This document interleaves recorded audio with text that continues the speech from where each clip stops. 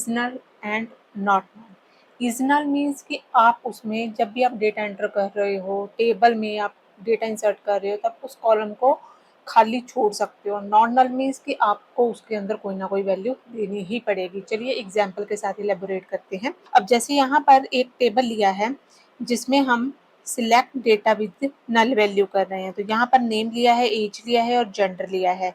यहाँ पर आप देख रहे हो कि इस पर्सन की जो एज है वो मैंने खाली छोड़ी हुई है, जिसको हम नल भी बोल सकते हैं। अब इसके लिए जो चीज हम लगाएंगे वो हमने ये कंडीशन लगाई हुई है,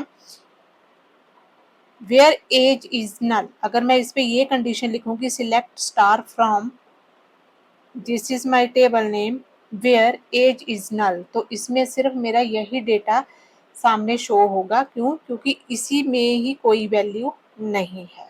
अब हम सिंटेक्स देख लेते हैं इज नल का। तो सबसे पहले आप इज नल के लिए और नॉट नल दोनों का हम सिंटेक्स देखते हैं। इसके लिए हम इज नल के लिए हम लगाएंगे सिलेक्ट जो भी आपके कॉलम नेम होंगे, या फिर आप यहाँ पे स्टार भी लगा सकते हो अगर आपने सारे कॉलम लेने हैं। फ्रॉम यहाँ पे टेबल नेम आ जाएगा, where column is not null, तो जिस भी कॉलम में वैल्यू खाली होगी वो आपको शो करके दे देगा। नेक्स्ट आपका आएगा सिलेक्ट कॉलम नेम। अब नॉट नल की बात करते हैं। नेक्स्ट आपका आएगा सिलेक्ट कॉलम 1, कॉलम 2, कॉलम 3, या यहाँ पर भी आप स्टार दे सकते हैं।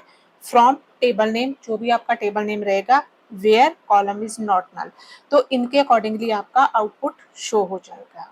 अब जैसे यहाँ पर मान लीजिए ये मेरे पास एक डेटा है, यहाँ पर आप देख रहे हो कि 6th रो में नेम का तो डेटा है, लेकिन जो डेट ऑफ बर्थ है दैट इज नल। उसी के नीचे 7th रो में जो नेम है दैट इज नल, लेकिन उसमें DOB का डाटा दिया हुआ है। तो इसके लिए जो मेरी कंडीशन लगेगी that is select star from person is table name where birth date is null, तो मैंने जिसकी भी नल डेट होगी मीन्स खाली स्पेस होगी वो डेटा आपके पास शो होके आ जाएगा।